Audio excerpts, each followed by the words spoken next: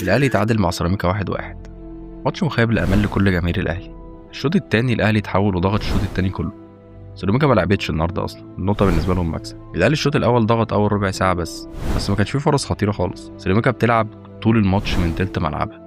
لعيبه الاهلي كانت بتلعب بعشوائيه الشوط الاولاني كله، كانت لعيبه كلها بتجري على الفاضي، ما كانش فيه لعيب لامع.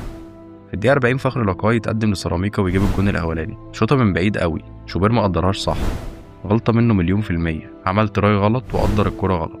بالرغم من ان سيراميكا ما بيتهاجمش، بس هما بيجيبوا الجون الشوط الاولاني والشوط خلص متقدمين. انا شايف الصراحه ان كان لازم ديونج يخرج من بدري قوي، ديونج ما كانش ليه دور في الملعب خالص. الشوط الثاني عمل زي ما قلت، هو خرج ديونج ونزل الشحات. الاهلي اشرس بكتير قوي الشوط الثاني، زيزو وحش قوي في كورتين السلام ومطلعهم اوت.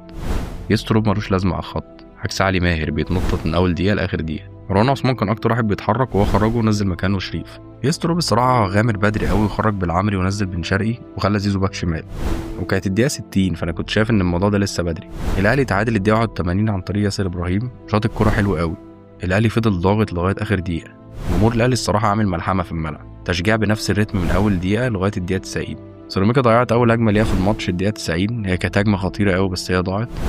في ضربه جزاء في اخر الماتش، انا مش عارف الصراحه هي صح ولا لا، بس لو صح هيبقى لازم الحكم يتحاسب يعني. زيزو لما خرج لعيبه الاهلي لعبت وضغطت اكتر. انا مش عارف الفكره في ايه، ان هو لما يخرج بتحس ان الملعب فك ولعيبه الاهلي بتلعب براحتها. لعيبه الاهلي ما عندهاش ابداع في الملعب، ودي المشكله. مفيش لعيب يعمل لك مفاجاه كده، ان هو يخلق لك فرصه مش متوقعه او حاجه. مفيش اللعيب ده في الاهلي خالص. ما تقدرش تقول ان الاهلي عمل ماتش وحش النهارده.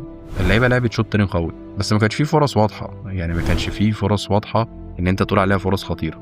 يعني ما فيش جمل في الملعب اصلا المدرب بيعملها. اللي استاهل التحيه النهارده جمهور الاهلي، بجد كانوا ورا الفريق النهارده من اول دقيقه لاخر دقيقه.